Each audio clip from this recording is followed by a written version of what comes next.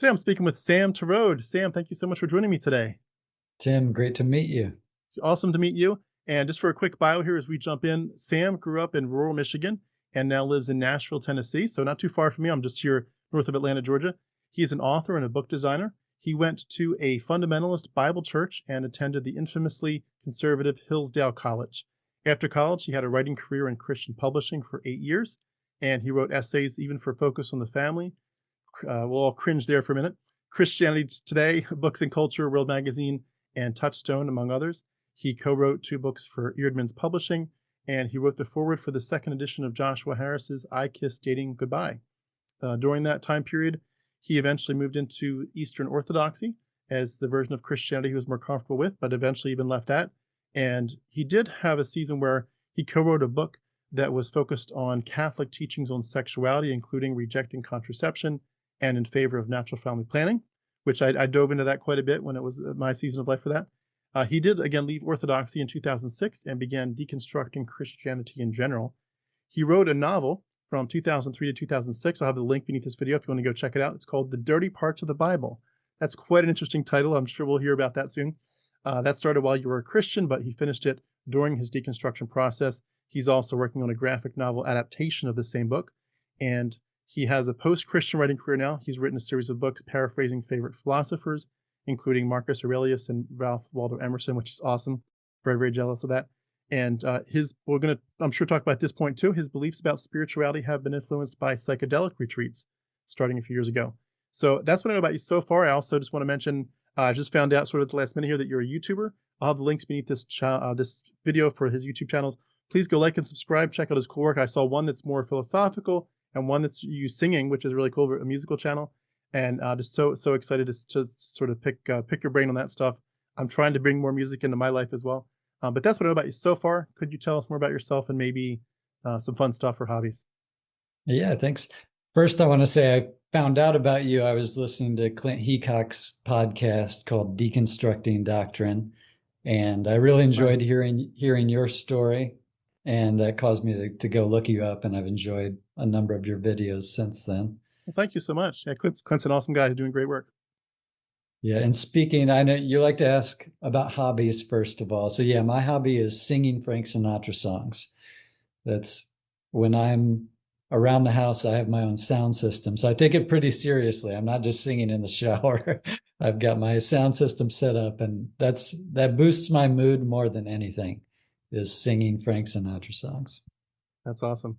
That's awesome. I did want to ask real quick, has anyone ever told you that you sound a little bit and you have mannerisms similar to Bart Ehrman, Dr. Bart Ehrman? No, no, I'll definitely take that as a compliment. I enjoy Yeah, his it is. podcast and I've read a number of his books, but never Yeah, never you, heard you that. remind me of him a little bit. That's a very, very good thing. I did want to mention too, just sort of talking about the interesting cycles of life. I've had some different interviews over the years where it kind of is something that comes full circle. For example, I interviewed a friend of mine that I'd gone to kindergarten with from kindergarten on. We grew up the whole 9 yards, and we're Bible quizzers together. And lo and behold, she became an atheist, and eventually I did too. Very, very touching to go through things like that were part of your history. But you had a little bit of an impact on me in the sense that you wrote a book about, again, contraception, anti-contraception, NFP, natural family planning stuff. And that definitely I was in that season of life where I was picking up on the Joshua Harris stuff very intensely, trying to figure out what I believed about a bunch of things. And I was taking the pretty hard conservative routes a lot of the times. And you, in a sense, were one of the people that a lot of us felt like were a hero in the sense that you were willing to take a stand from an early age. And I know that we're going to both see that very differently Well, from this point, but at the time, you were one of my heroes. And it's so interesting. I just interviewed Chuck Swindoll Jr. Do you know that name? yes, I I listened watched to that interview. It was amazing. Okay, that was like the same thing. Like Chuck Swindoll, his father, was like a big influence in my life, and you were directly there. This wasn't even like a friend of yours, like or a son of yours. This was like you directly influenced my life, and it's very interesting to kind of finally meet someone who had such an impact on me years ago. And I just want to say, I appreciate your willingness to be public with the fact that you pulled some of that back, because it takes a lot of guts to be public about the fact that you have shifted some of your core values and your worldview. And so I just appreciate your willingness to be open with the world about how you've evolved through this process. So thanks for what you've been doing, and appreciate your voice in the community. Well, now I can apologize for you of any influence that book had on you. I'm sorry. It's funny. I'll say this real quick and then we'll get started. I was right behind you in the sense of I was working on two big books that I almost published. One was, they were both over 1,000 pages, so I had a lot of editing to come down, but one was a prayer book. And like I just got done Bible college and I had all this knowledge and I thought, why don't you turn this into prayers? Like second person voice, like you God or this, you God or that. So I'd like read C.S. Lewis and then take a bunch of notes about what I learned and then turn that into a prayer. I just did that with, all kinds of things. And it was a beautiful book, but I did the same thing with a worldview book as well. And I never got to the point of finishing them before I deconverted, but it's interesting how much when you're in it, you just have this passion to change the world. And obviously we're still trying to change the world, but from a different vantage point. Well, I love to hear people's stories. We're going to get to your book, I'm sure more, but the book you wrote about natural family planning. But could you, before we get into the meat of that, take us back? Where did your exposure to Christianity begin? And, what was your relationship with Jesus like? Yeah, I grew up in, I would call it a backwoods fundamentalist church in Michigan, literally out, not even in a small town, like literally in the woods, and called Cedar Creek Bible Church. But my grandfather was a Southern Baptist preacher, my mom's dad. And he had a testimony about visions of Jesus he had seen. He saw a vision of Jesus. Jesus spoke to him, told him to become a pastor. So when I was growing up, that was the model, that someday you might, it seemed like that was the thing that should happen. You should see Jesus. You should speak with Jesus. So I was always waiting for that. And even though it didn't happen, I would keep praying and praying to hear God's voice. And even though that didn't happen, I did get saved at least once, probably multiple times, actually. The first time would have been during a thunderstorm when I thought we were all going to die. And I was probably 3 or 4 years old. And, I knew I'd been taught, well, if this thunderstorm collapses the house and we die, I'm going to hell because I'm not saved. So even at that young age, that was the belief system that I had soaked up. About what age would you have been at that juncture? I think 3 or 4. Yeah, okay. Very young. Yeah, so there were times after that where I thought, well, what if I'm not really saved? So I better pray the sinner's prayer again. Yeah, it's amazing how that gets you, where you just get so terrified. There's so much at stake. Yeah. But yeah, all through teenage years, I remember praying all the time, wanting to hear God's voice, to have a firsthand experience of that. But mainly my experience of God was through reading the Bible, studying the Bible. And that the kind of church we were in, it was not focused on emotions. And in fact, emotions were very suspect. So the Pentecostals with their speaking in tongues, people dancing and fainting and such, our church really looked down upon that. And it was all about a very intellectual study of the scriptures. And the pastor was schooled in Greek and Hebrew, and the sermons would go into quite a bit of detail about the Greek and Hebrew meanings of words. Every Sunday morning was a gospel passage. Sunday evening was an Old Testament passage. Wednesday was from one of the apostolic letters. So it was very deep Bible study. And going to this church for, my first 18 years, I really had sort of an academic study of the Bible in a way. I'd gone through the entire Bible, and I'd also read the Bible on my own once or twice. Did you feel like, despite not having that experience of like actually hearing God's voice, that you had any sense just that you were in a truly strong relationship with him, or at least that you were definitely, secure in his arms, that he was definitely going to take you to heaven someday? I both believed it completely, had total belief, and a lot of doubt at the same time. And we can, we humans, we certainly have different parts of us that think different ways. And I was both, completely sold out believer in all the fundamentalist teachings on the one hand, and riddled with doubt on the other hand. because I hadn't really had a firsthand experience. I was more relying on, well, my grandparents, they've seen Jesus, they've heard Jesus. But I prayed continually to hear from God, to have greater conviction. But Hmm. I was a believer at the same time. Do you feel like that was a source of anxiety that you never got to that deeper level? Because I know Oh that for a yeah. lot of us, it feels like when you see other people around you getting it, it's like, what am I missing? Especially I think in the more charismatic movements where they're like telling you if you don't have the speaking in tongues or whatever it is, whatever the particular hoops are that you jump through, if you don't have that, your faith is suspect. Yes. Yeah. And to skip ahead a bit, it was after college when I met my first wife, when we began our relationship, that actually was the biggest thing to deepen my faith, because I looked at the serendipities of us meeting and felt like this was God really directing my life and making miraculous things happen to bring us together. So that was something that really deepened my faith and alleviated some of those doubts that had been consistent through my whole teen years and early 20s. Hmm. Now, with your family having that history of being in ministry, did you feel like a compulsion or an obligation to sort of follow in those footsteps and become a pastor or missionary or something like that? It's I never thought of becoming a pastor, and it's interesting, yeah, why didn't I? But being a missionary in some sense, at least witnessing to other people, was held up as really the only worthwhile thing in life. I remember that being ingrained in me, that really the only thing that matters is witnessing to other people. But then I'm very introverted. I was very shy. So I didn't witness to other people. And then I felt continual guilt over that. Hmm.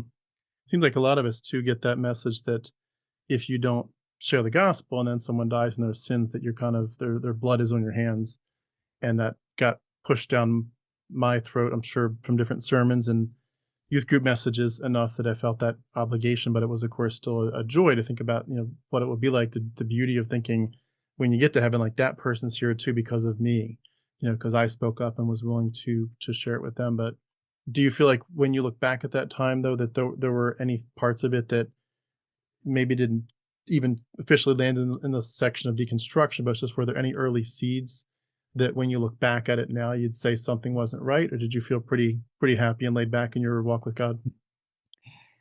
The one example that comes to mind is, I remember our pastor, I was probably about 12 years old, and the pastor saying, well, every word of the Bible is the inspired, inerrant word of God. And how do we know that the Bible is true? Well, it's because the Bible says it's true. And he would quote, Jesus saying, truly the law will never pass away. And he would quote Paul saying, every part of the scripture is inspired by God. And even at that young age, I remember thinking that something didn't add up, that the Bible is true because it says it's true. It doesn't answer the question of how we can trust the Bible. So the circular reasoning stuck out to me. Hmm. It is fascinating. It's in a similar note. I always thought about that topic of how do we know which books should have been in the Bible versus which ones shouldn't. And I remember many times sort of dancing around the issue and getting close enough to kind of ask a few questions and get a few answers, I guess, that kind of whet my appetite for. It was like one of those topics, like someday you really need to become a master. Like, how did the early church do this? Like, how did they know for sure? And I never really dove in. And I kind of wish now that I had, because if I had dove in earlier, I think these red flags would have popped up a lot more brightly. Like, hey, there's a problem here. This does not make sense.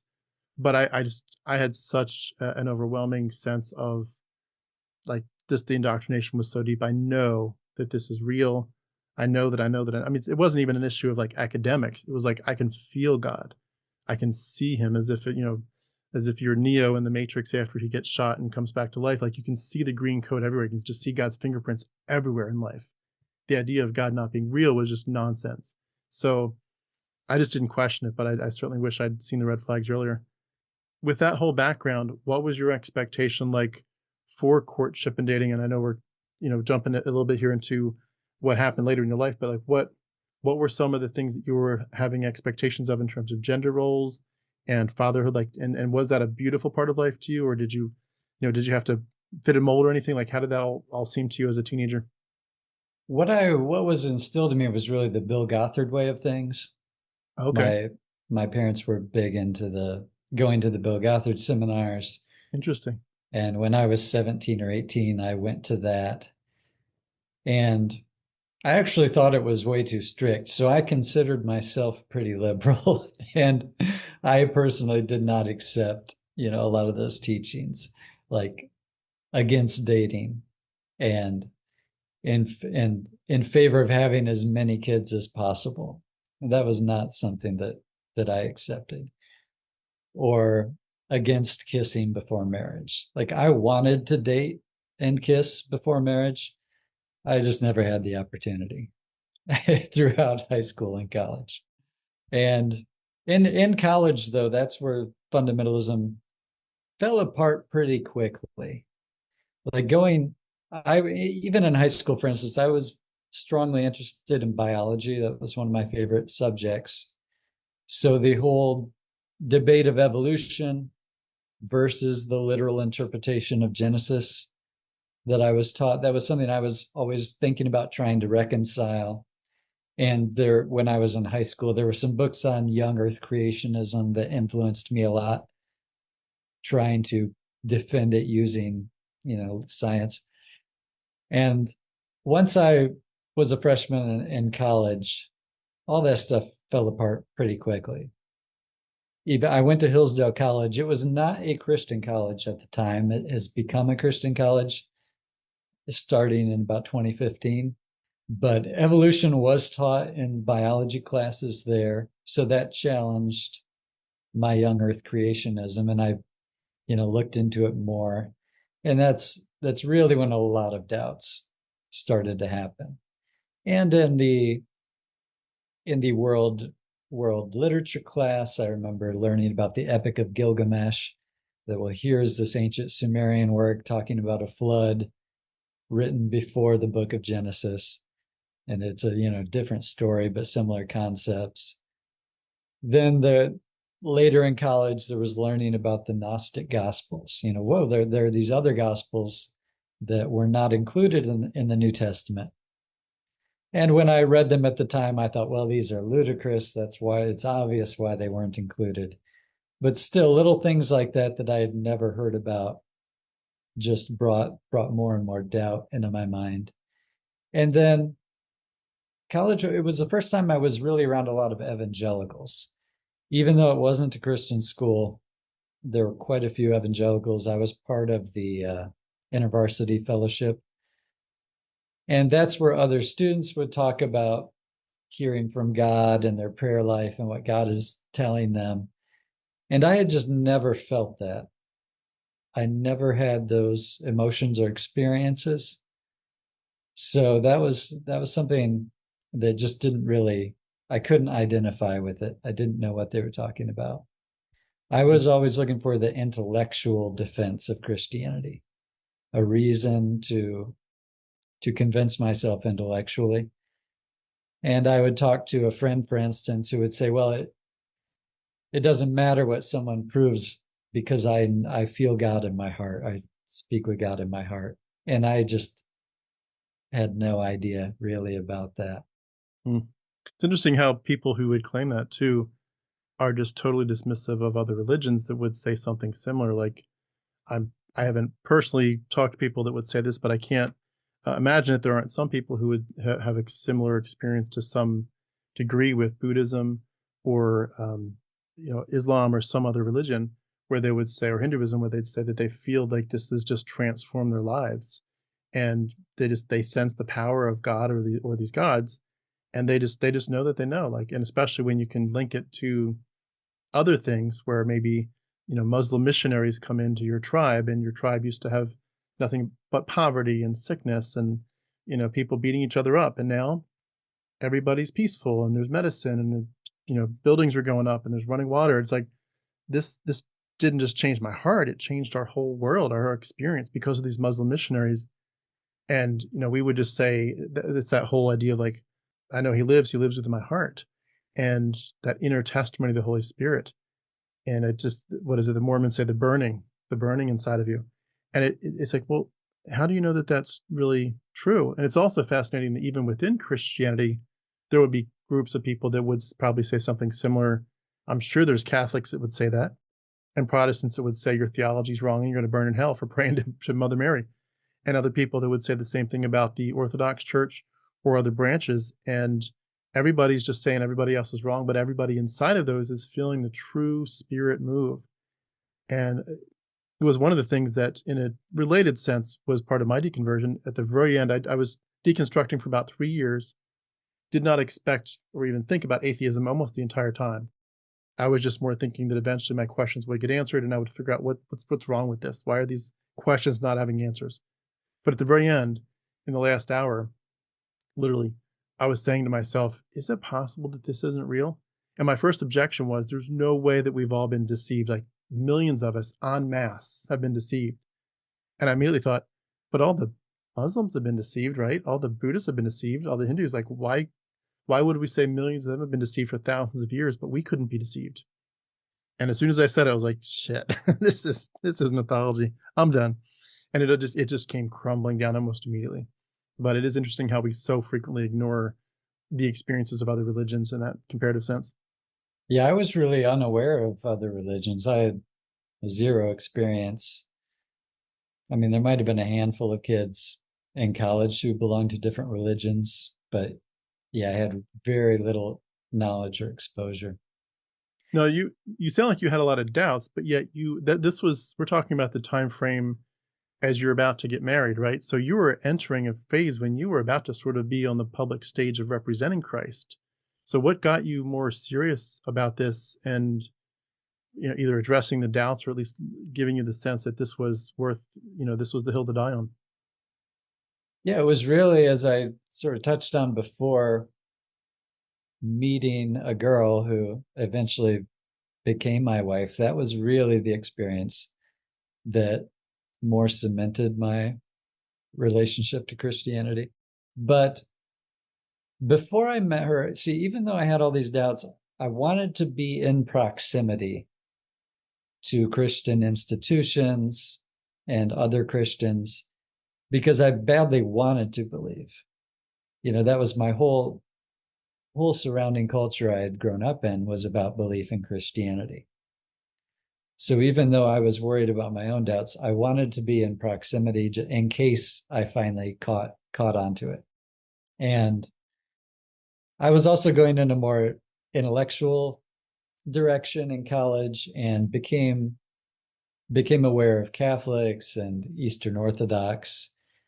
And learning about that, I felt that, well, the Bible has contradictions and problems, so it's clear that we can't completely rely on the Bible as the inerrant, inspired Word of God.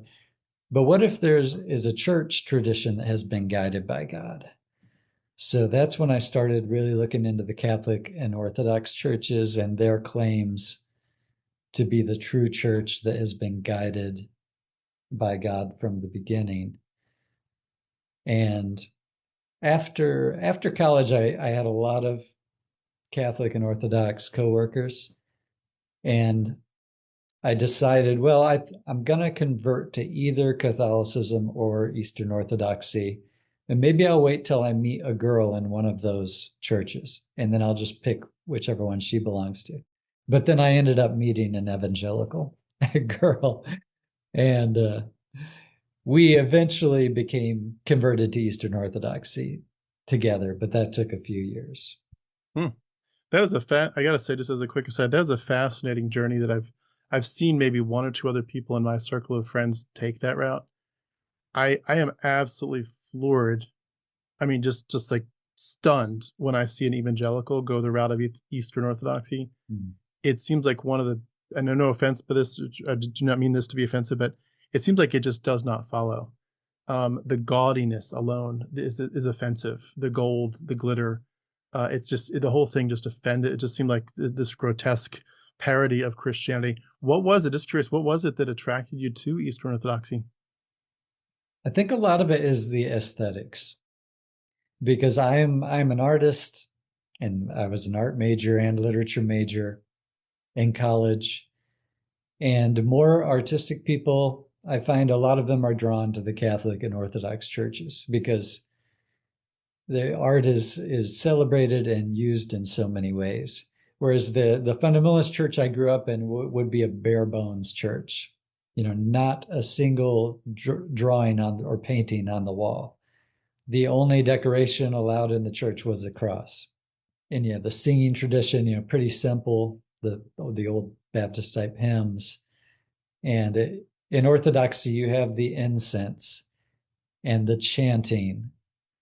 And one thing that really drew me in is that the sermons were not a big part of it. A sermon was only about 10-minute talk, and the rest is this structured liturgy, which is mostly sung. People are chanting and singing and standing and moving around.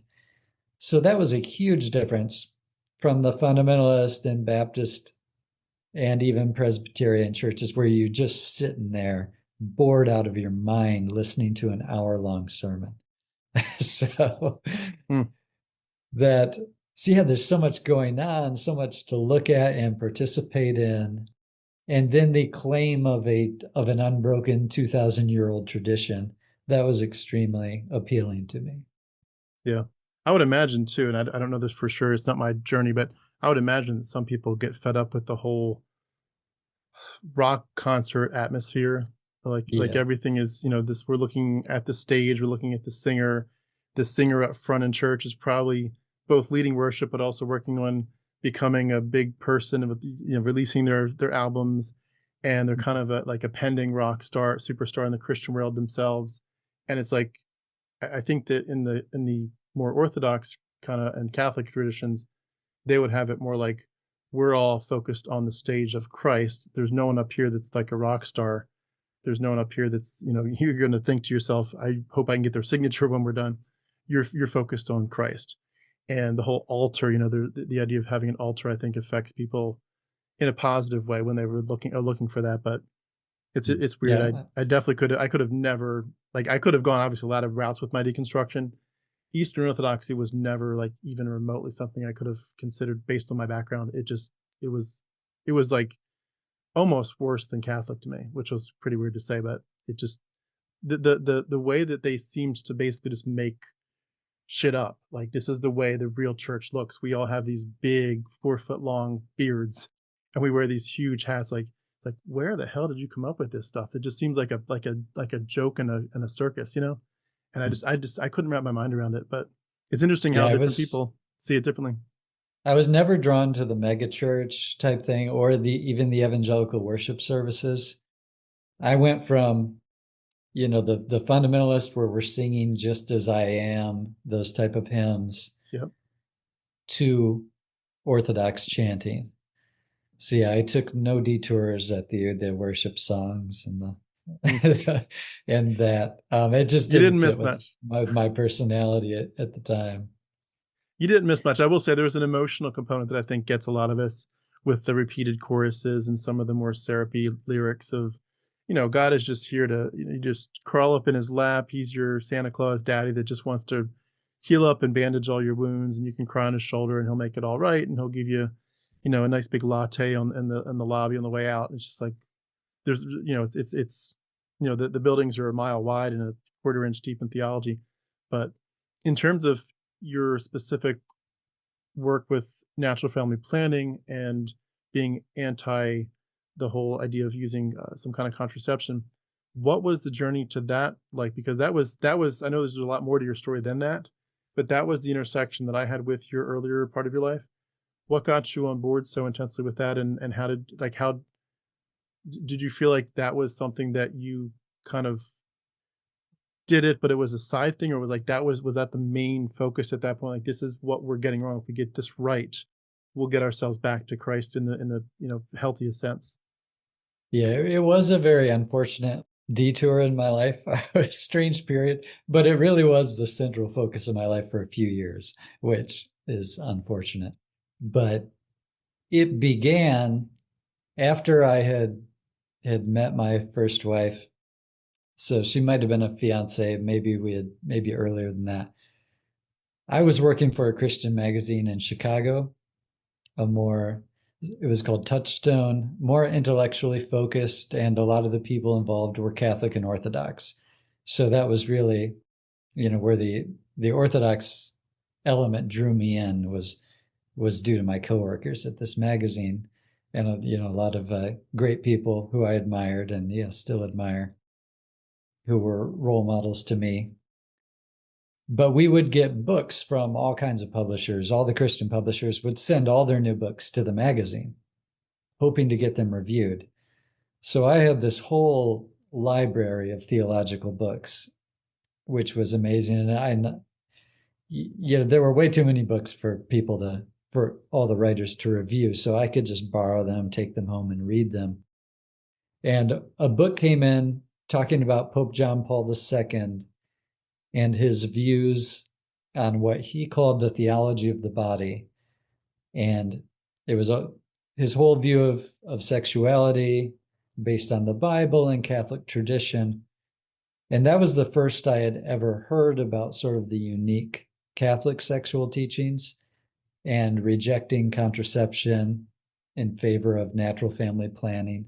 It was something I'd never really considered, I think, or thought much about. Like I said, I already knew that I didn't like the have as many kids as possible point of view. I had already rejected that in my teen years, which is what Bill Gothard and others taught. But this idea of the claim is that it's healthier to space your children out by abstaining from sex during certain times of the woman's cycle, and they have arguments as to why contraception is harmful. And being 24 years old, being a virgin, had very little experience. This vision just really grabbed me. It was very compelling. And I decided that that's how I wanted to live. So even though I never became Catholic, that element of Catholicism and Pope John Paul II was very strongly influential. And I just would say to that one of the things that I think caught a lot of our attention for people like you and others writing and talking about this, doing radio programs, was that we were trying to be pro-life. And I don't just mean pro-life as an anti-abortion. I mean like pro-life, like the idea that God loves children, and like, why would you want to stop that? And I think it's a little bit easier for people maybe like me to go down that route because I really did just naturally want a lot of kids. If I could have got 4 little kids, if I could have had 8 or 10, I would have had them. And in a different universe, different lifetime, maybe that could have happened. But the 4 I've got are awesome and I love them to death. But it's like before you even start getting married, that's one of the core values that a lot of us looked for is, are you, your partner, are you the kind of person that is open to this beautiful blessing? Like children are a blessing from the Lord. The fruit of the womb is something that God gives. He opens it up. And therefore, do you, it's just a question of like, would you like $1 billion? Would you like $20 billion? Which one sounds better to you? And, just so the obvious answer.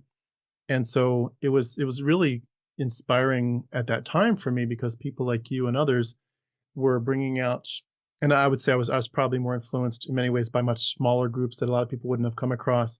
But just there was a lot of little groups saying the same thing, like what the hell is wrong with our culture, even our Christian culture, that doesn't look at children and say they're the best thing ever, they're the most beautiful blessing of life. Why are we suppressing it, or why are we waiting to age 35 to start?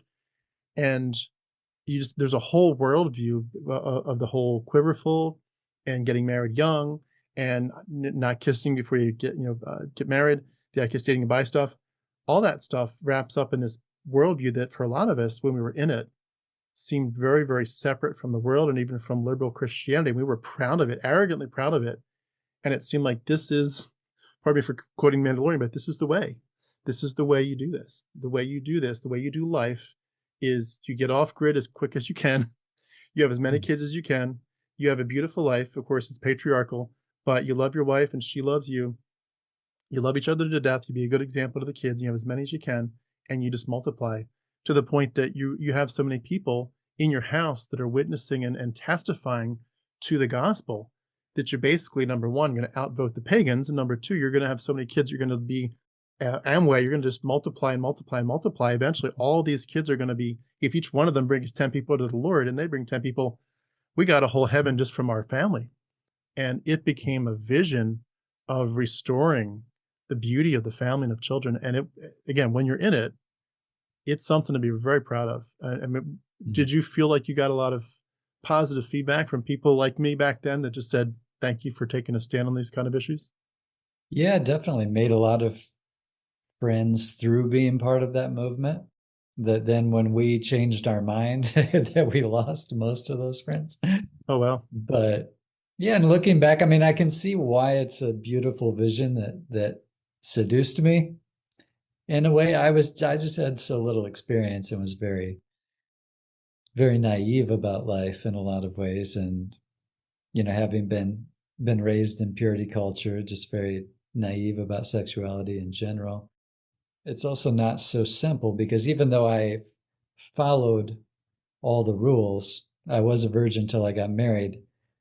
You develop kind of a split personality when you're in that because you are, of course, human, and part of you wants sex. So, as a teenager, like masturbating and yet believing that's a sin and needing to pray for forgiveness. And I mean, as a teenager, that was probably my whole concept of sin, because I wasn't out murdering and pillaging and robbing. Masturbation was probably the only thing in my life that I knew of that I believed was a sin. So that, of course, creates all kinds of problems with a guilt that is completely unnecessary and shouldn't be foisted on anyone. But that creates sort of a split in people, sort of my human self and then my Christian self, what I believe and what I think God wants.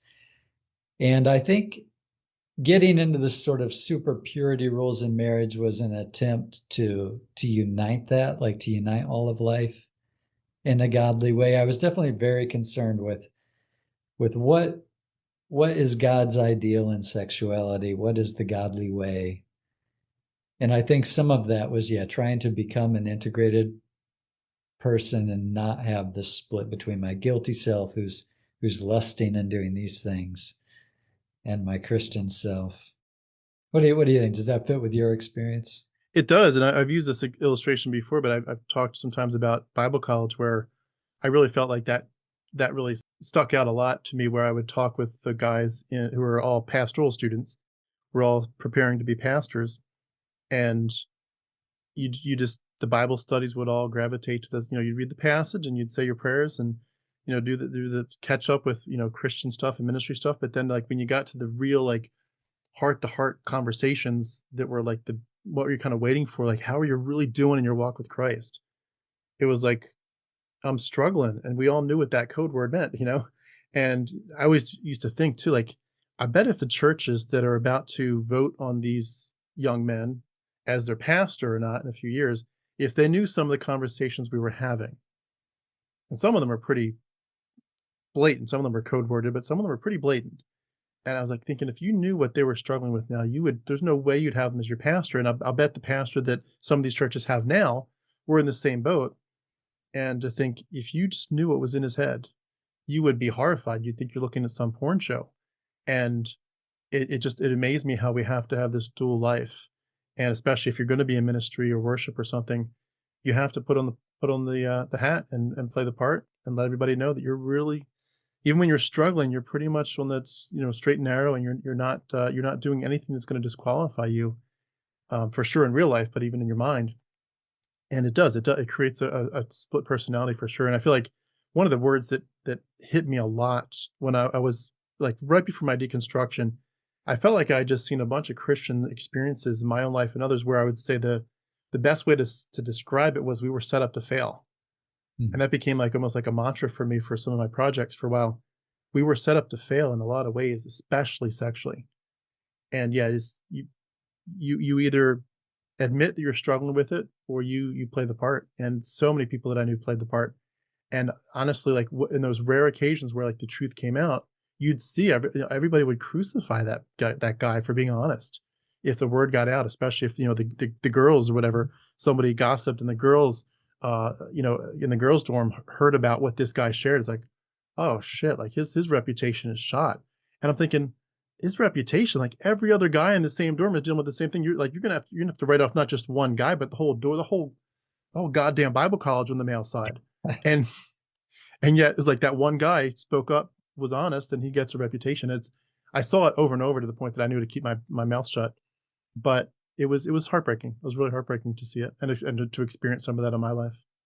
Yeah, there's a denial of humanity in purity culture, growing up in that, and not even in the Protestant churches.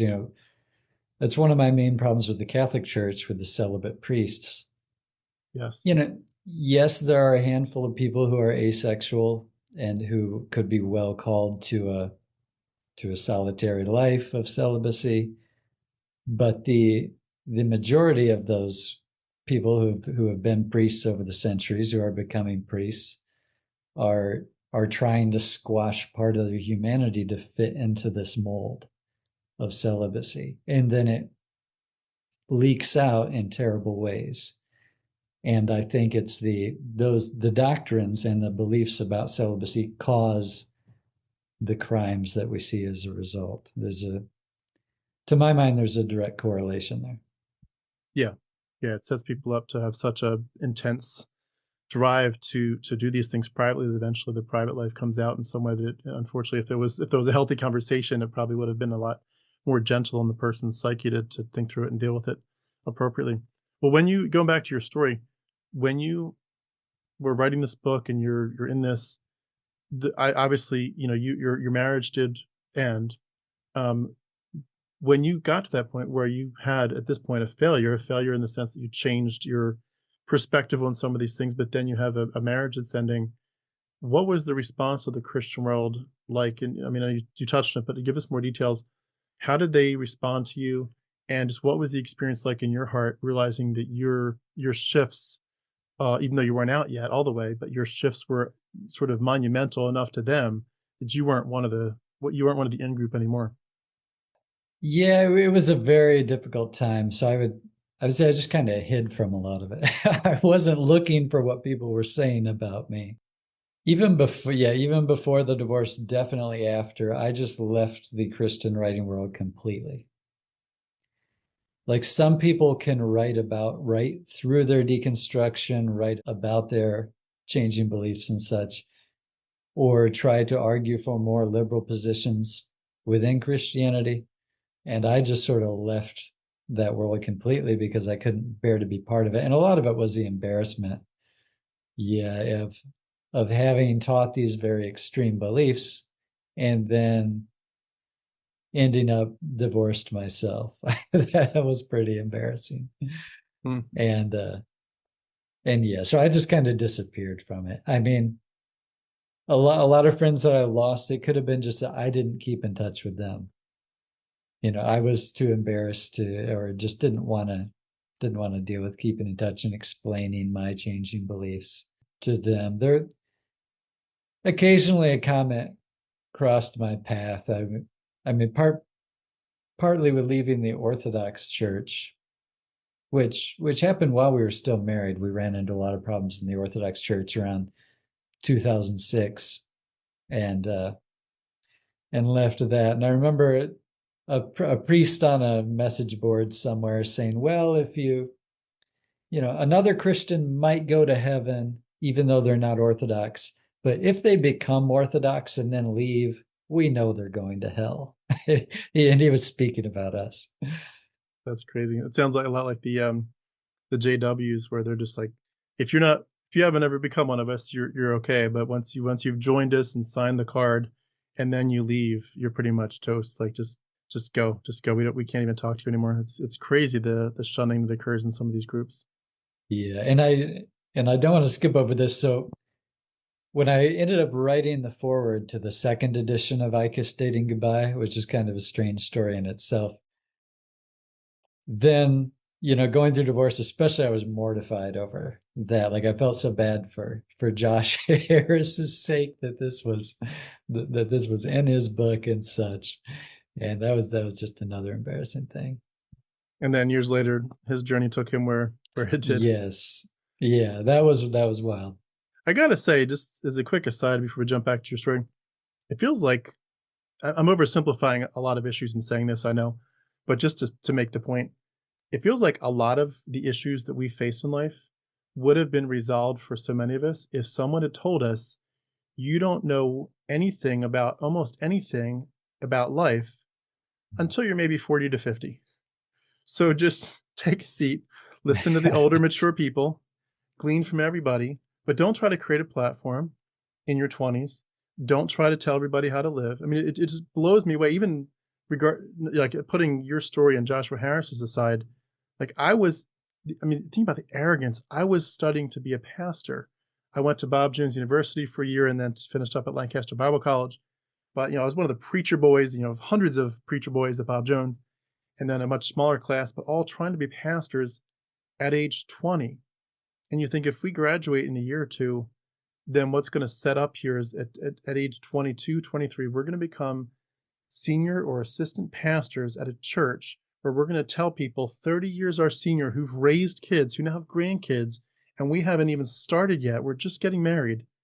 We're going to tell them how to live their lives. The arrogance in that is overwhelming. And it's just like, if someone had said, and it was funny, it actually, I will just say this because it's, now that I say it, I need to clarify it. That actually was what got me off the path of the pastorate, because I was all the way through to my senior year at Bible college studying to be a pastor. My degree was in pastoral ministry.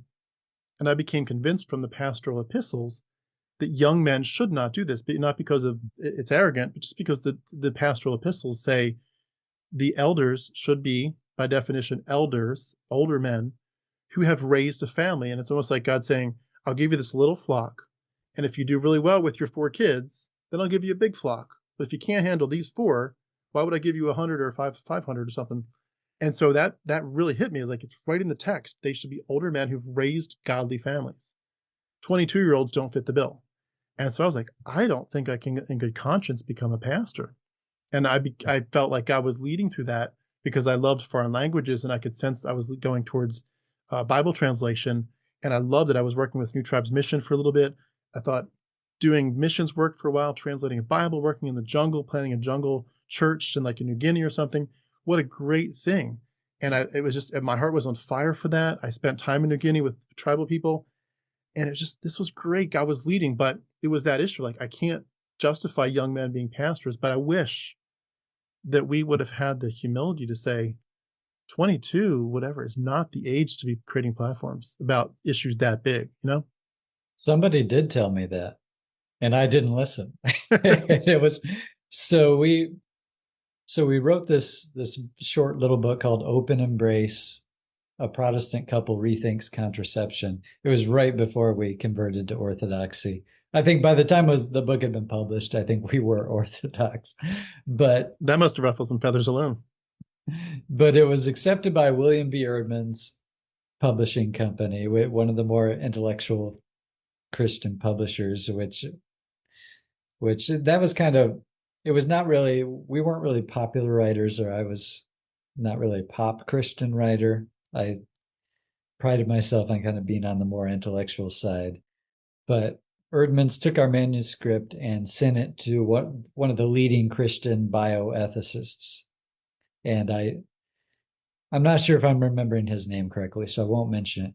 But he wrote us a letter, or he wrote Erdman's a letter saying, basically, you're too young, you don't know anything, don't publish this book or you will regret it. and that just fired us up even more to publish it and get it out there. Because we saw ourselves as, or I'll speak for myself, I saw myself as, I'm the radical who's really taking things seriously. You older folks are all just kind of lax. and being lazy about these issues and not really doing it the Christian way. So Exactly. yeah, so the elders did try to warn me, and I ignored them.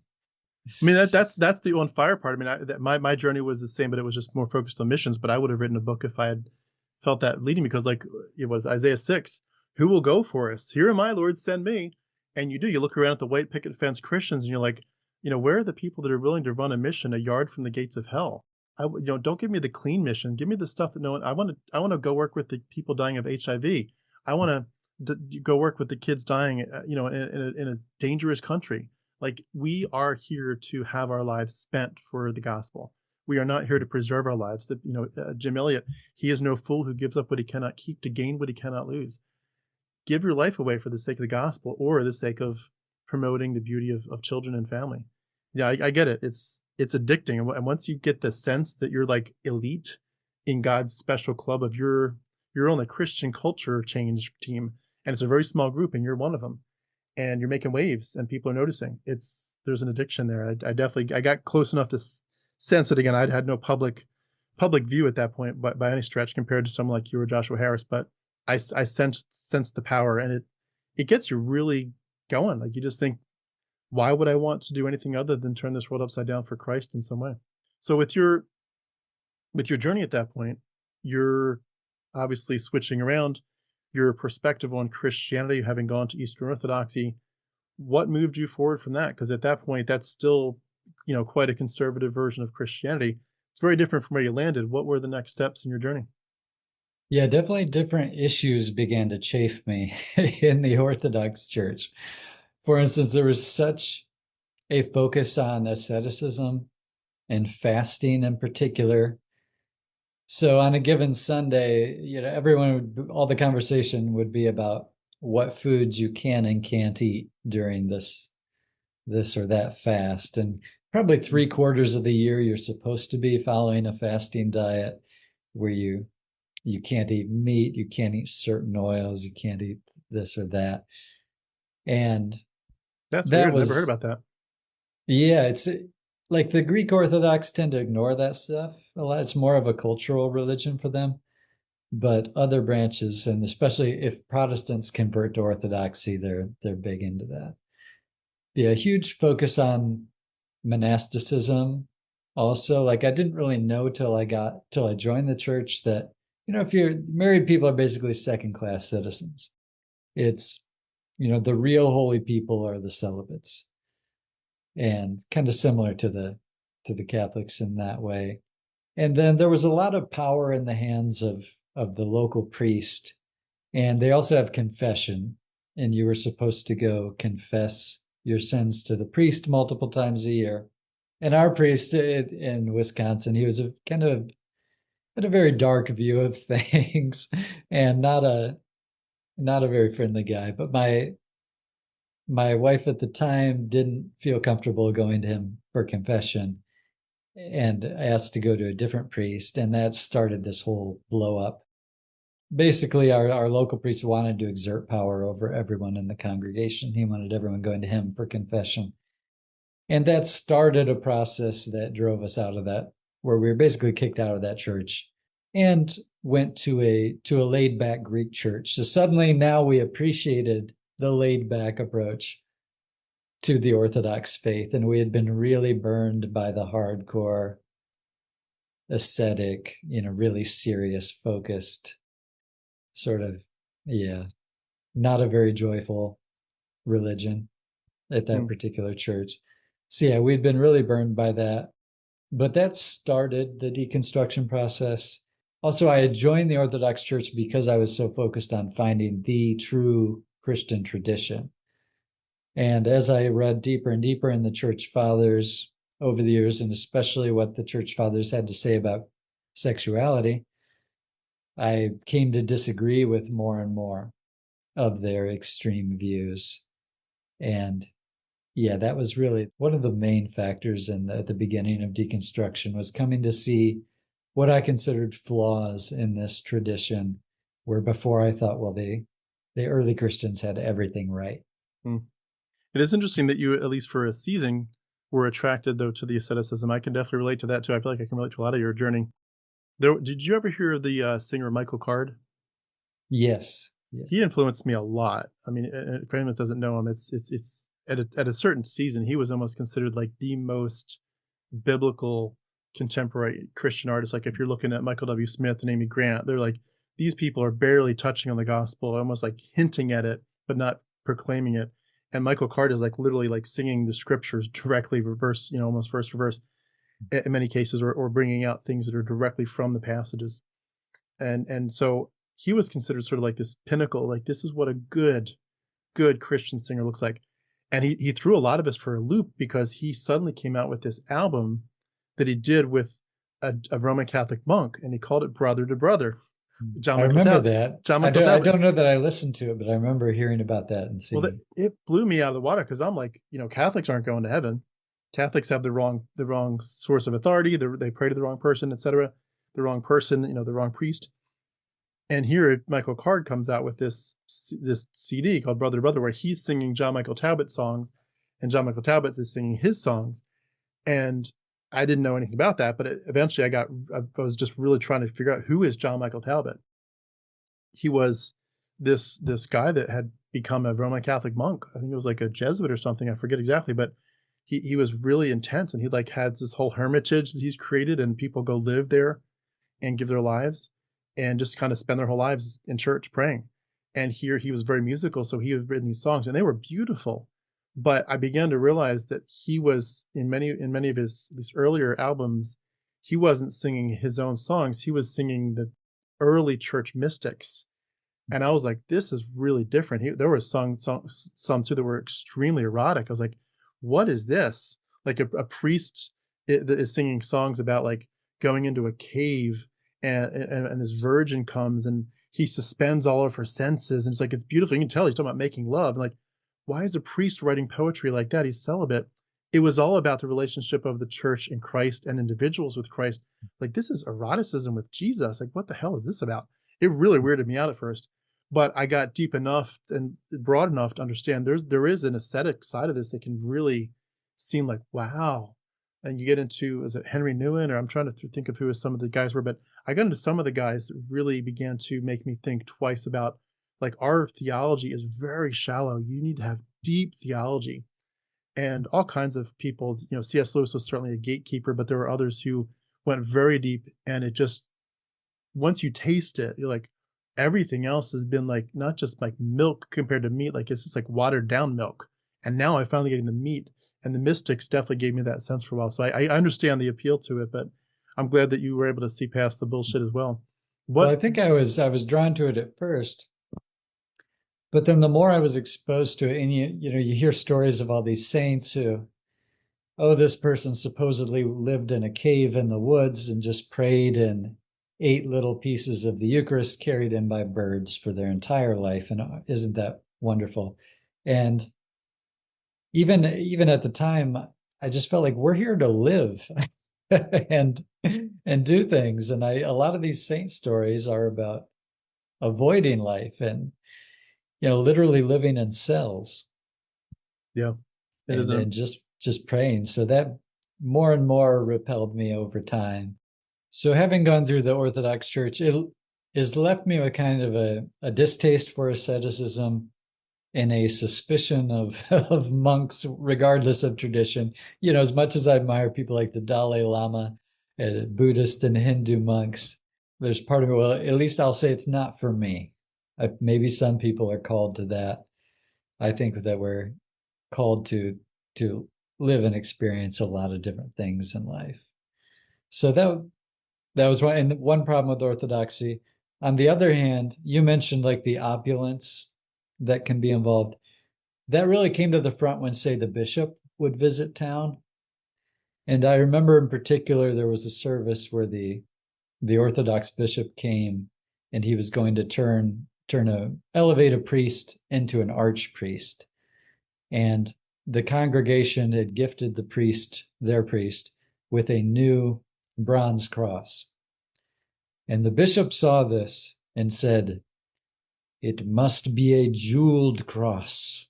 You must buy him a jeweled cross." and just the shock that I had at the time that apparently an archpriest is supposed to have a cross encrusted with jewels. And this is not a wealthy parish that would be able to afford something like that for their priest.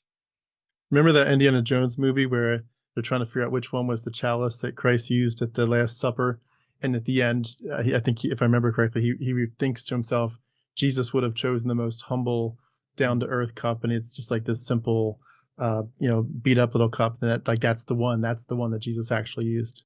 But it's interesting how they flip that very much. Well, what That same bishop, then about a year later, he was arrested for groping a woman in a casino.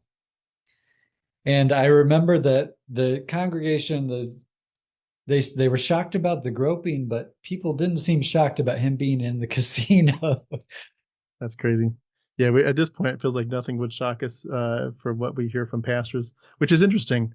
I feel like that's almost a topic to itself as to why at this point you almost come to expect that the seasoned pastors, if you've been in the pastor for more than 10 or 20 years, there's probably something that you're hiding.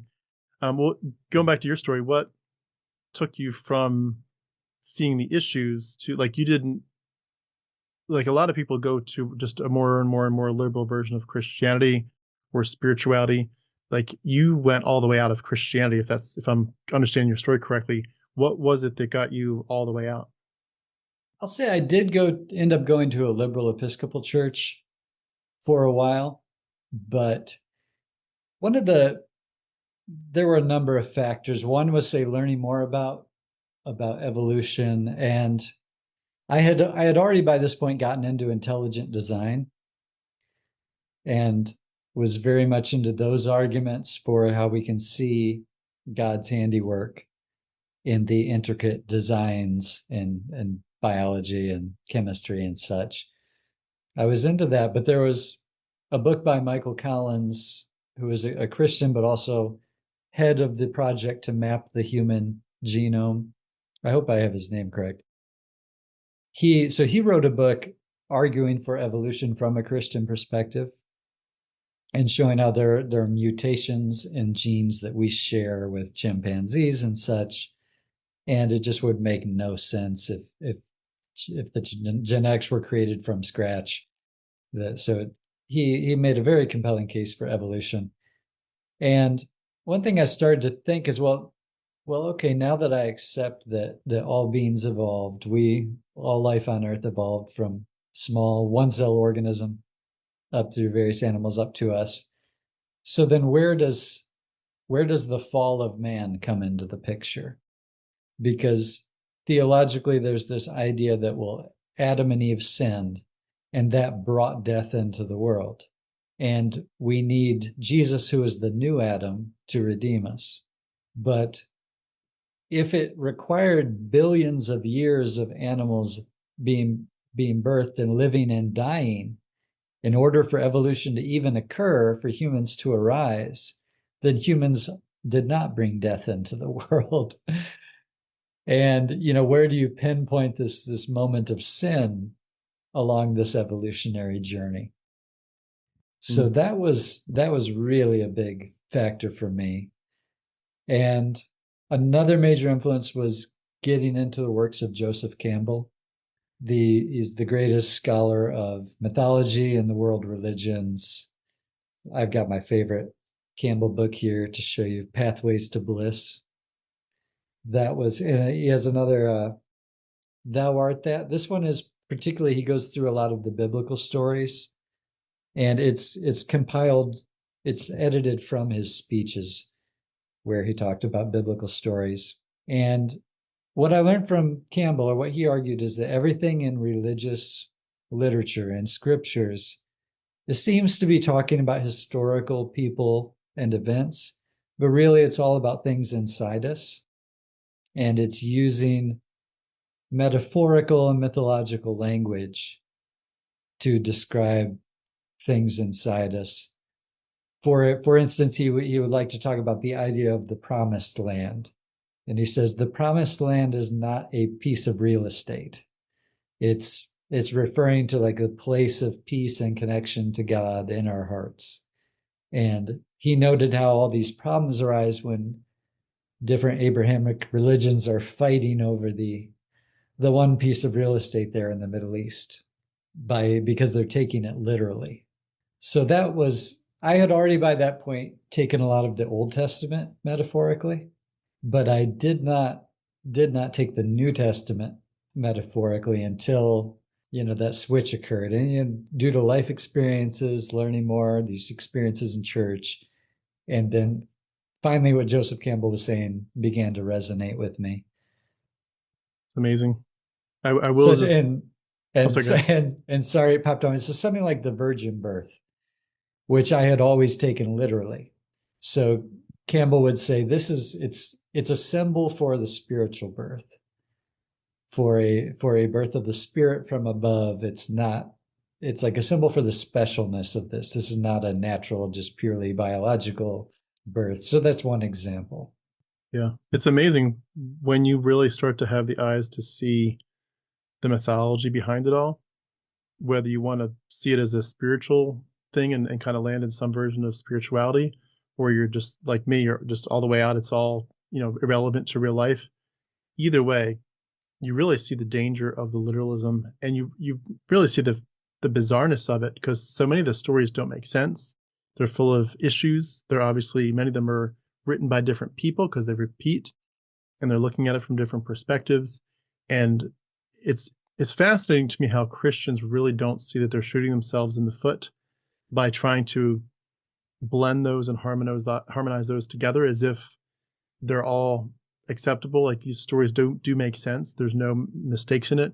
It's almost like you want to say, I've said this before a couple of times, but almost like, you know what? I kind of wish Christians would stop talking, because they're just talking so much garbage. But it's almost like, because we're, as a culture, getting more educated, at times I sort of have this side part of me that says, I hope you keep talking, because you're kind of digging the pit deeper. You're making yourself look a little bit more foolish every time you open your mouth and trying to say this stuff is literally history. When you look at something like, Ken Ham's ministry with the whole the flood, the ark stuff, you just think, you keep talking, you look more foolish every time you do a presentation. And I wish they could understand the seeds that they're sowing, that later on, if you live in a society that truly is advancing in science, which hopefully we are. I feel like our country particularly is struggling at this point to have some common sense. But if you have a general worldview that's moving towards a more scientific, rational, academic approach, there's just no way to look at these stories and say this isn't mythology. And especially when you get into comparative mythology, where you can really realize these stories were evolving and copied from and part of the general discussion. Like, this was what every culture was talking about. They all had magic numbers. They all had specific things where you get baptized and then go into a desert. They all had these things. These stories are on repeat. And once you see it, you can't unsee it. Now, that was my journey. I feel like I'm ashamed of myself that the other issues, such as genocide and land theft and slavery, weren't enough to deconvert me. They should have been, because it's obvious. It's just tribalism. But what got me out was exactly that: the study of mythology, to realize these stories are being copied. And I think one of the biggest ones for me was, have you looked into the work of Dennis MacDonald? Does that name ring a bell? I just listened to your interview with them the other day, so Okay. that's how I'm familiar. He's done a lot of interviews, for example, on Myth Vision. If anyone doesn't know that channel, Myth Vision's a much bigger channel. Derek's a friend of mine, doing great work, but just exposing the mythology and realizing some of the texts are literally copied, and some of them almost word for word, from Homer's Odyssey. And just like, oh my goodness, this is nuts. No one told us this stuff. Why not? Why is this a secret? If you're so proud of this book and where it came from, then tell us where it came from. But it's like, either no one knows or no one wants to tell you. And once the gig's up, once you see that wizard behind the curtain, it's like, oh shit, and the house of cards just falls for so many of us. And it's like, once you get enough knowledge, it's like they can't get you back. They couldn't get you back if they tried, because you're like, you've already done such an awful job at hiding the most obvious bare bones academics. It just makes me think there's probably a whole bunch of other layers. And if I dig any deeper into this, as some of us do, the more I dig, the more reasons I find to think this is just another version of a Greco-Roman mystery cult or something like that. And again, once you see it, you can't unsee it. What can I ask? Right. My favorite book on that, I'll say, is The Jesus Mysteries by Tim Yes. Freak, Oh, I love him. talking about you mentioned that, I think, the Eleusinian mysteries and the Osiris in Egypt and Dionysus, and how the story of Jesus draws on these things. And particularly with Dionysus being the god of wine, and you have the wine and the communion, the wheat and the wine, this is very, very clearly drawn from that. But I would say, instead of saying, oh, then this makes Christianity crap, I would disagree and say that it's exciting. It's beautiful to see how these stories were put together, and it frees me up to see the beauty and the best parts of it. Like, before, when I was supposed to believe that every verse in the Bible is equally inspired, then a verse with God commanding the Israelites to slaughter the Amalekites, every man, woman, and child, that verse is on par with the say Paul saying love is patient, love is kind, that Corinthians passage. So that you're really then bound up, and your brain is just trying to process this, and how are these verses on par? How can I reconcile this? When you let go of that, you can see the beauty and the best parts of the Bible.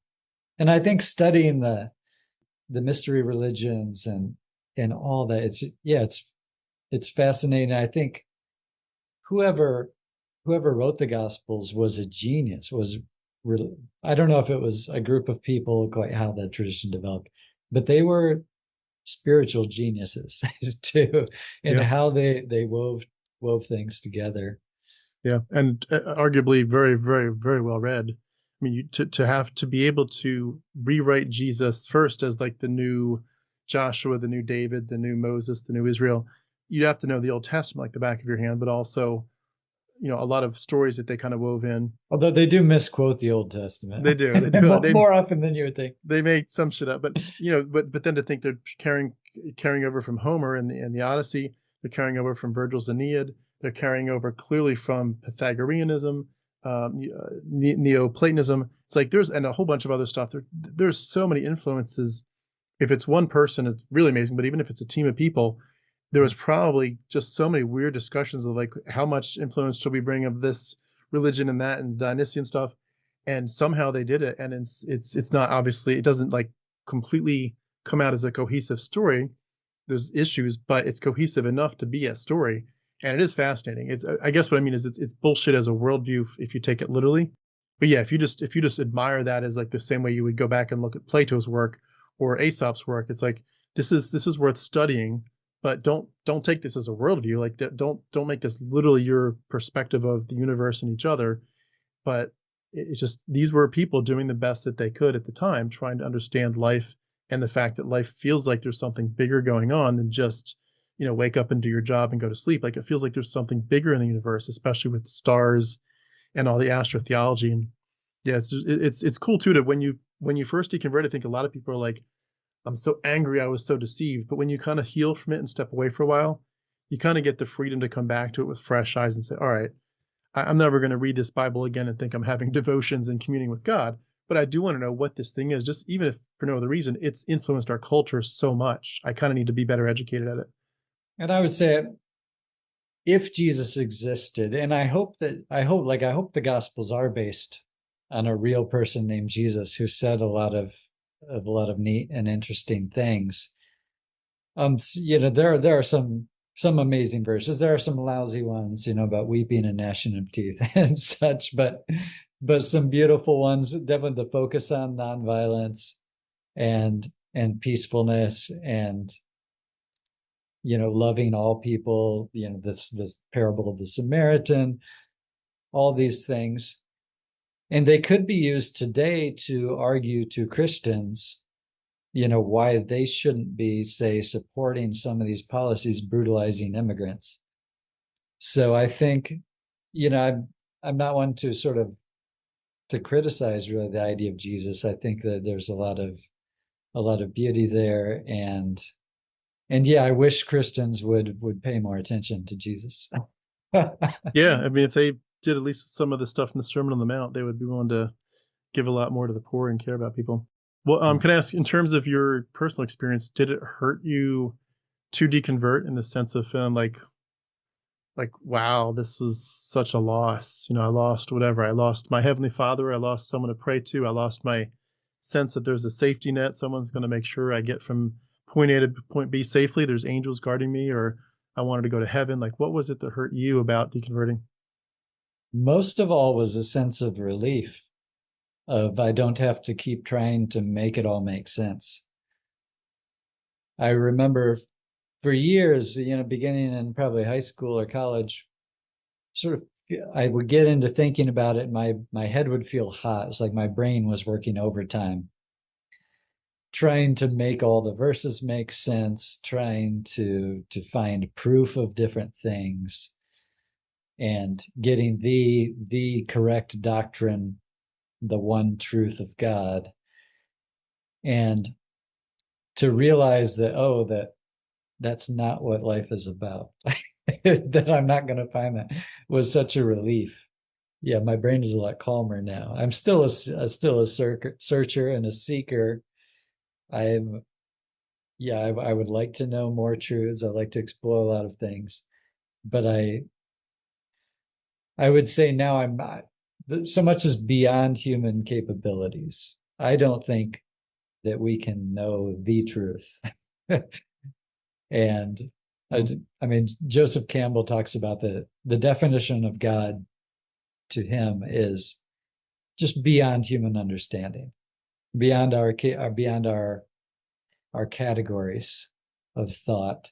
And the Tao Te Ching gets at that when it says the Tao that can be spoken, the Tao that can be written or told is not the eternal Tao.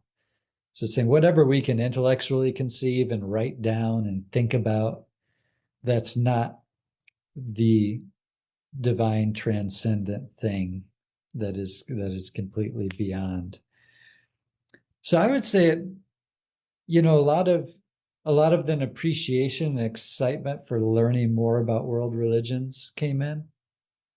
And yeah, loving the comparative mythology, Joseph Campbell, all that stuff. A lot of excitement combined with relaxation over not trying to crunch all the biblical stuff anymore and believe it all.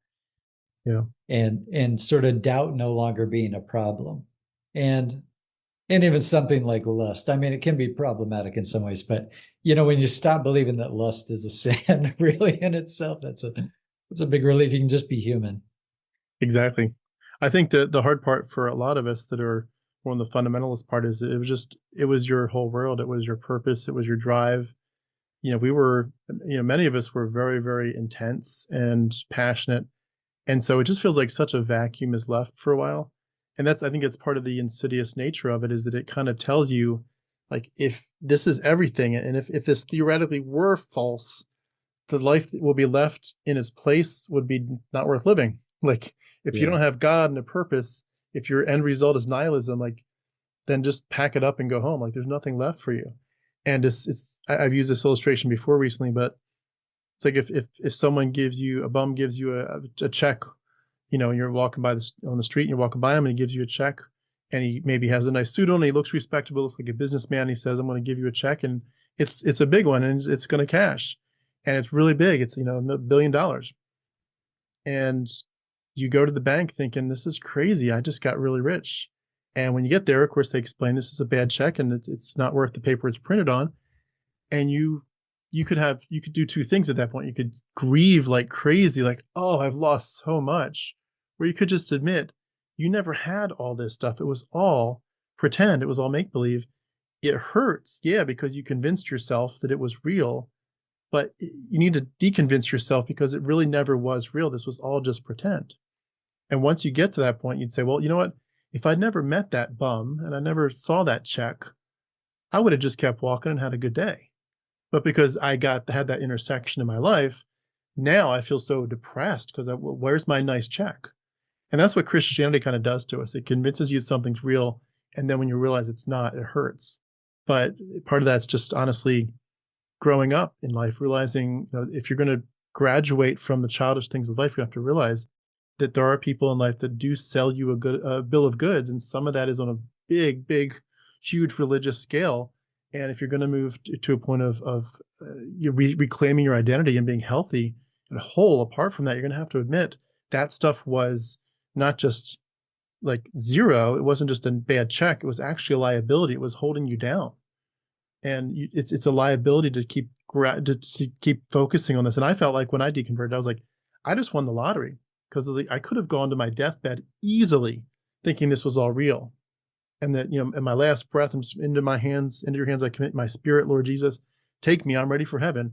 And I would have never lived a day of my life. It's like, you at least have probably some time left to be you and to figure out who you are. I felt overjoyed, but I've seen some people that get very depressed for a while. They're just like, I cannot believe this isn't real. And it's quite a shock to the system. And I get it. It wasn't my particular journey, but I definitely get it.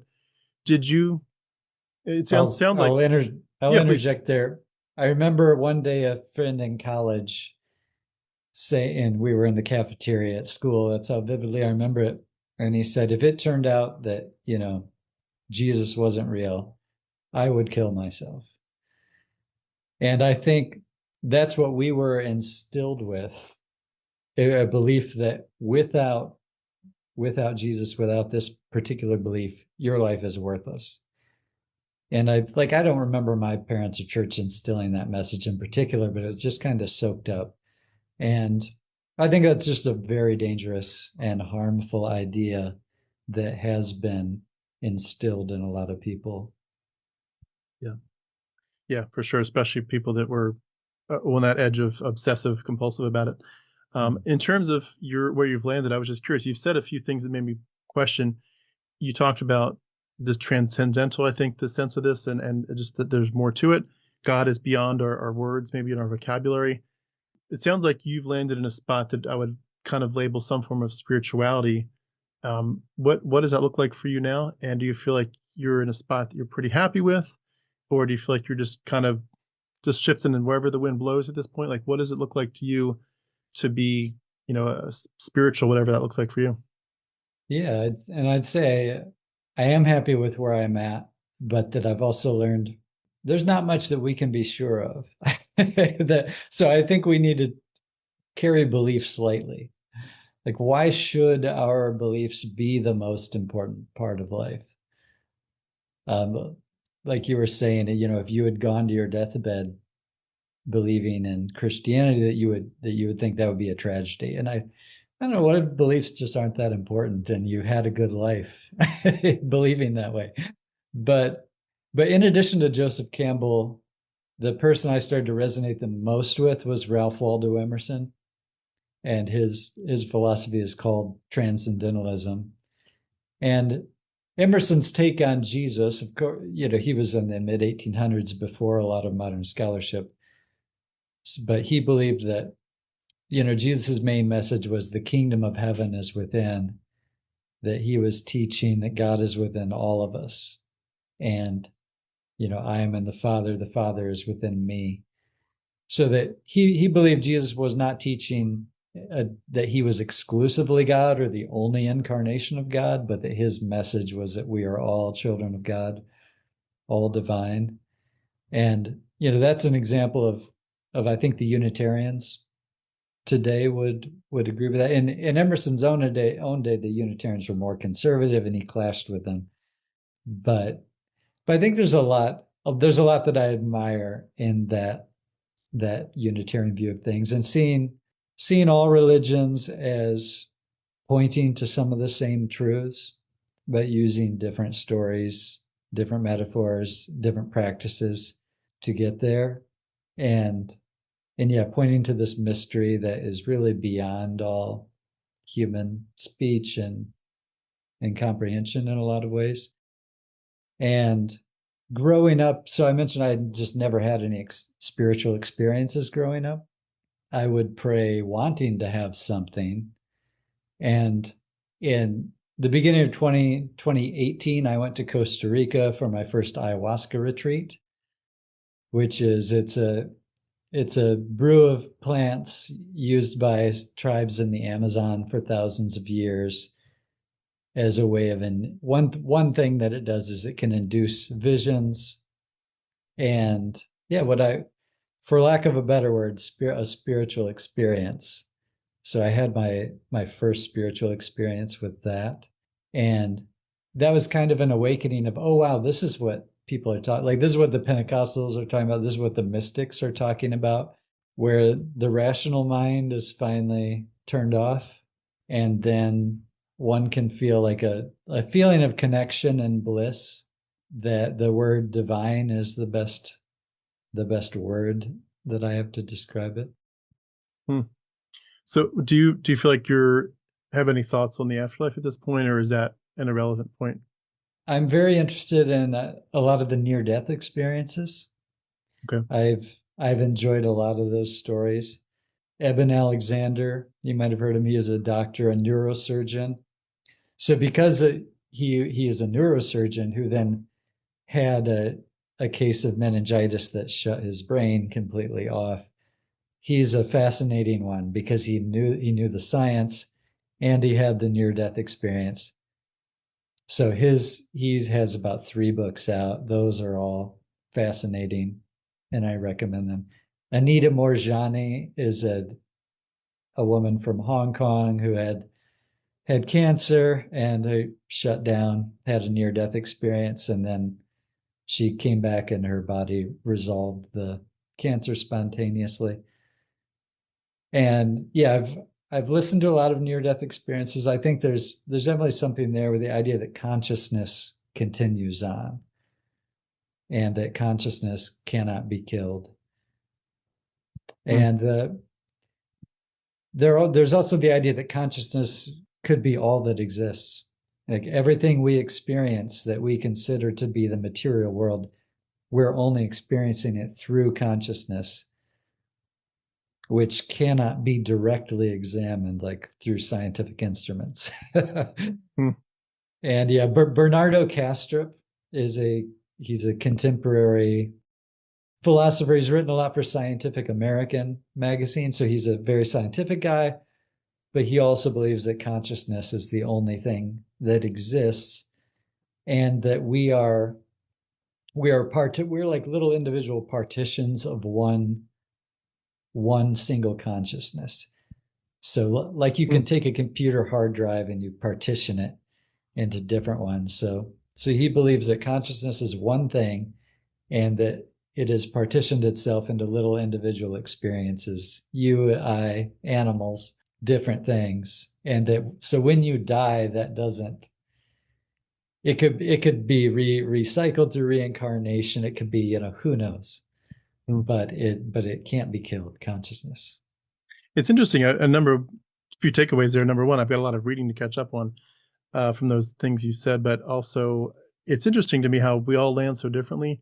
I'm more of a materialist person. I don't see evidence that's compelling for anything more. I think I think we'd really have to deal too with the issue of if we are not the pinnacle species, then if there is some kind of ongoing consciousness, unless you're talking about reincarnation, but if there's an ongoing consciousness, do the Neanderthals get to that version of heaven or whatever we'd call it? Do the version of humanoids before that, hominids get to that? Like where do we go back? Do the snakes get to have that experience?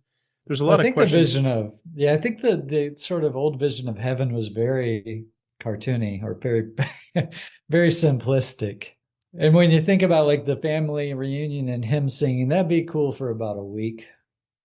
I mean, even when I was young, I remember being horrified by the idea of eternity in heaven Hmm. because we sort of imagine a human existence, but going on day after day after day. And yeah, I don't know about you, but that is not an appealing idea. I won't elaborate today for the sake of time, but I was actually on the other side of that one. I definitely wanted to live forever, and I thought again, it would take a while to explain it, but it didn't sound boring. It sounded honestly like the best thing ever. But again, it's a full explanation there. But it definitely, I think that's what hurt me so much, and it still does. Honestly, it hurts me because I was so convinced that it was going to be so beautiful. I mean, imagine the most beautiful, beautiful day you could with your kids, or people that mean a lot to you, or just, nature, and, put that on steroids where it's just everything is absolutely perfect and blissful and real. And then imagine somehow that the next day could get better and much better. And somehow the day after that could get much better. Just like that's what it was like. That's borrowing obviously from C.S. Lewis. Every chapter gets better than the last. But I was convinced that that was what it was going to be like. And certainly when you think about the moments in life that are just precious, when you've just made love to somebody and you're just laying in each other's arms, seeing the birth of your beautiful child, just those moments that you want to just pause and hold on to forever. I just thought the most beautiful parts of life, it's going to be again like that times a trillion, trillion, trillion, nonstop. And certainly the idea of finally seeing the face of my Lord and Savior, the God who gave everything for me. I would have done everything to sit at his feet for a billion years, and it wouldn't have bored me. But I could go on about that, obviously. But can I just ask, just bringing it back to your story here as we wrap up, how have your kids done with all this? Because it sounds like your kids were probably little, like toddlers and under 10 years old when this journey started, where you really became public and then moved to the Orthodox Church. But you've changed a lot since then. How do kids do seeing their parents go through such radical change in their worldview, knowing that you're pretty sure that you're sure that you're sure that you have the one right worldview, and now you're open to a lot more nuance? Like, what has it been like for them? They were so young when we stopped going to church that there wasn't ever really a change for them. Like they didn't see a change in beliefs. They just sort of experienced us as the same people all these years. I think maybe my oldest might have some vague memories of being in church, but he was probably 4 years old the last time we were at an Orthodox church. Interesting. So the trauma that I often talk about with people, the trauma was not really there for them. How have they done? Like, do you talk about big topics with them about religion, or just about your because experience? that's what I enjoy talking about with people quite a bit, and like what I'm learning, what I'm reading. We're talking about Ralph Waldo Emerson, things like that. One thing, even when we were still in the church, we never tried to foist beliefs on them, or I always had the idea of like letting them grow up and believe what they choose, and like wanting them to be exposed to different things, and also not influencing them against Christianity. Like if one of them decided to start going to an evangelical church or something, I wouldn't have a problem with that. But that hasn't happened. None of them go to church or have shown an interest in church up to this point. Interesting. Well, I'm so glad to hear that they were spared from some of the worst parts of the trauma that we think through. And it is interesting when you said like you would have been okay with them, going or not going, as let them kind of grow up and make their own decision and stuff. That was so divergent from the version of evangelical fundamentalism that I grew up with. It was like, this is the way, the truth, and the life. No man comes unto the Father except through me. This is the one path, and everything else is literally the path to hell. And so the idea of letting them make their own decision, of course, kids are going to pick the shiny thing with bells and whistles, the easy path. The road to follow Christ of discipleship is often hard and difficult, and it requires discipline. It requires you to be willing to bow the knee to your pastor, to the church, to the Lord, to the authority of the Word of God. And so it was like, it's not like you don't want to technically give them a choice. Like you want the faith to be theirs, but you also don't want to be like, toss the dice wherever you land. If you land in fundamentalism, you land in Buddhism, I don't care. Like that wasn't even an option. It was just like, you want them to truly make it their faith, but you also need to guide them and let them know. And also you need to shelter them and shield them, exponentially from all the other influences, poison those wells, let them, make a decision well-informed within very strict parameters. It's like, you can read any book in this library. And by the way, there's only 3 books on the bookshelf, but any book in this library is yours to research. That was what it was like.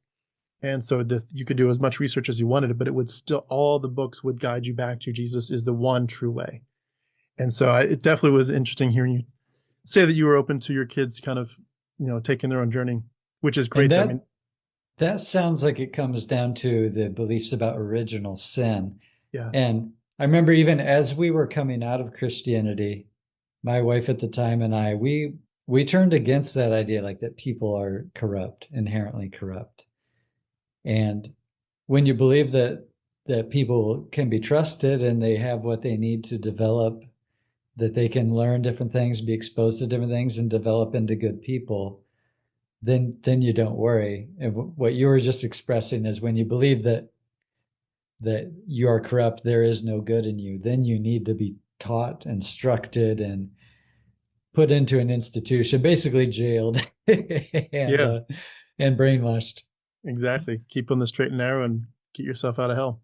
Well, I appreciate so much you sharing your story. Just curious, in terms of maybe bring us to a wrap up here.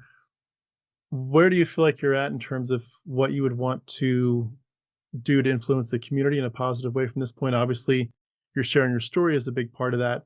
You're having, kind of corrected course on some of the things you feel like were not accurate and a good path for you when you published that book before.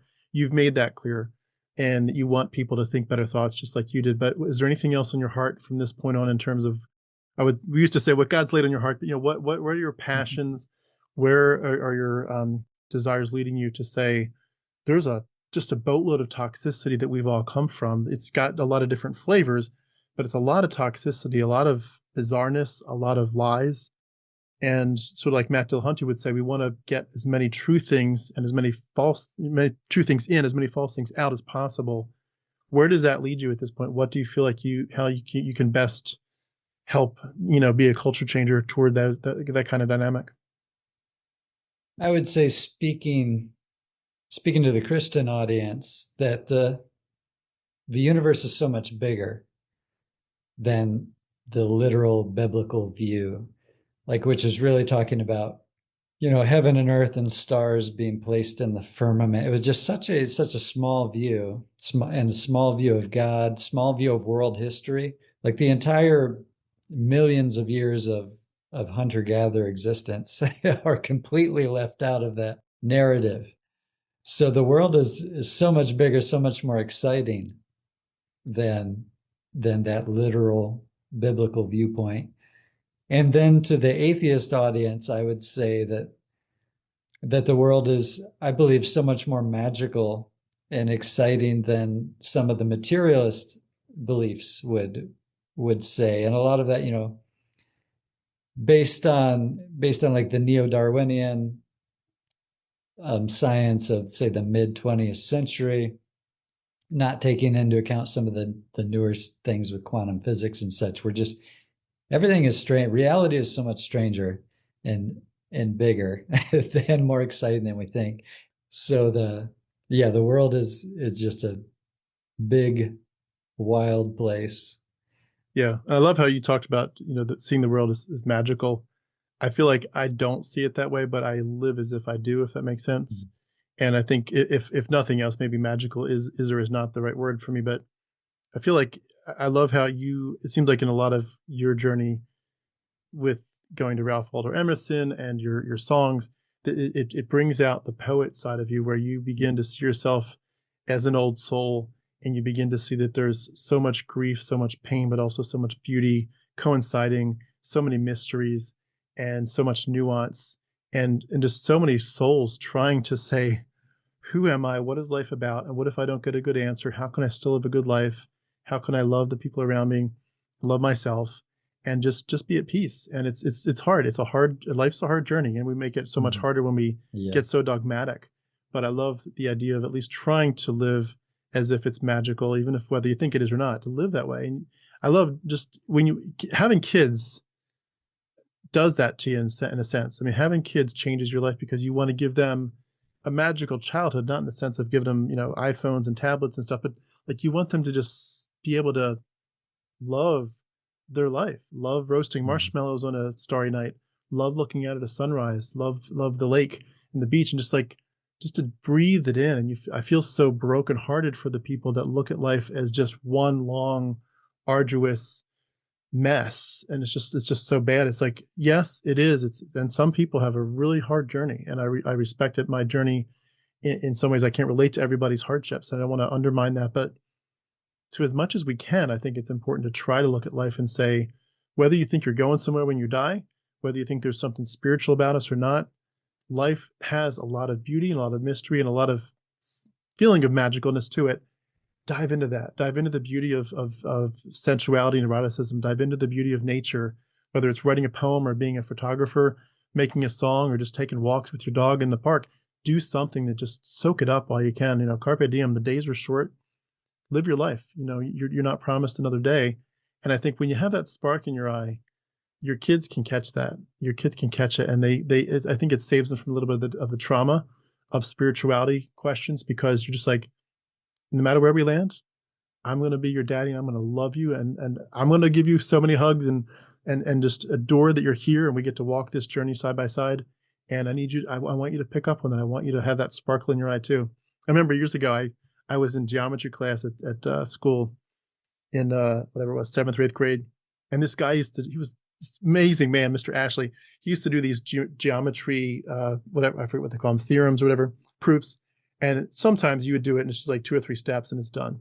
But there was occasionally ones where it was like a 10-minute process, where you've got like circles and triangles and squares, and all is this is, this one angle over here and this one little measurement here. And there's like 30, 40, 50 different things that you'd have no idea what they are yet.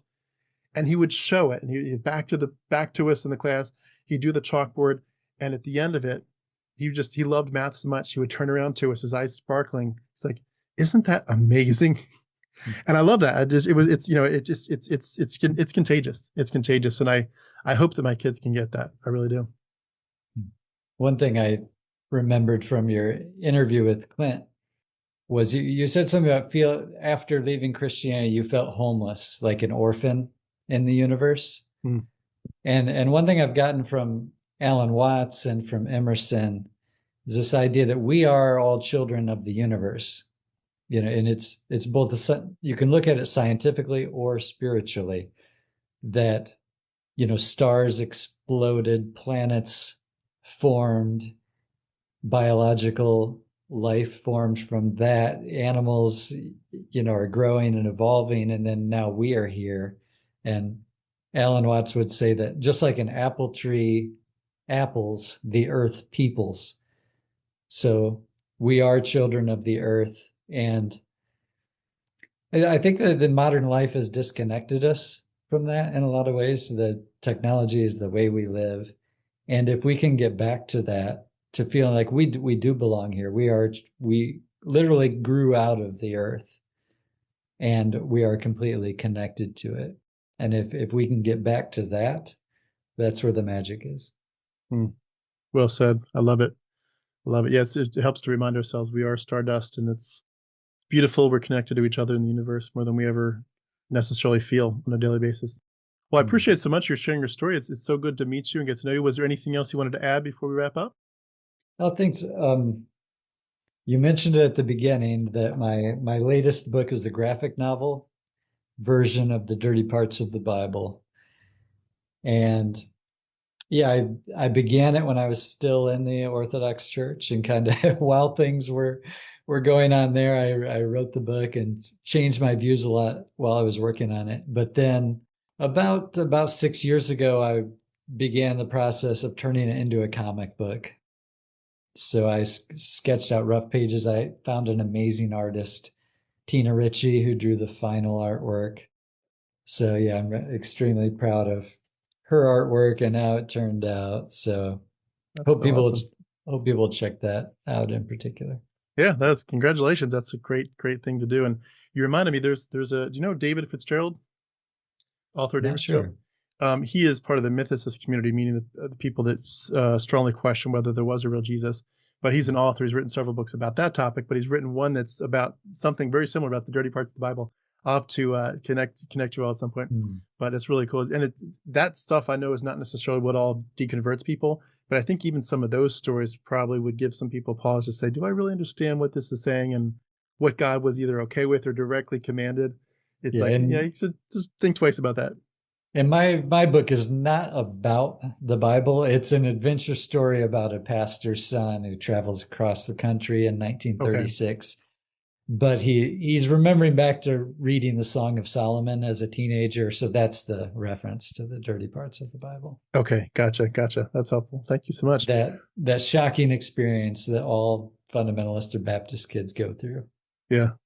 It is interesting. I took Hebrew when I was at Lancaster Bible College, and I remember our Hebrew teacher teaching us some stuff that was a little bit more X-rated. He's like, "There's more to this text than you realize," and he would get real close to, he couldn't cross the lines because of propriety, but he would get real close to trying to explain certain things, and it was interesting to realize that there's a lot more going on even just in that book alone.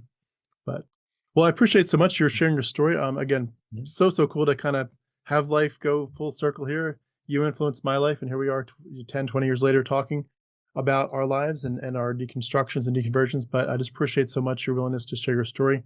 I do want to remind everybody that we have a bunch of links beneath this video, everything from the YouTube channel to his Amazon page. Please go check it out and like and subscribe and all that. But we've been speaking with Sam Torode. Sam, so good to meet you. Thank you so much for your voice and all this, and definitely look forward to doing it again sometime. But thanks for your time today. Thank you. A lot of fun. Free therapy session. Absolutely. That's Absolutely. how I look at this. Absolutely. Goes both ways. Well, thank you again. Have a great day. Thanks. Thank you.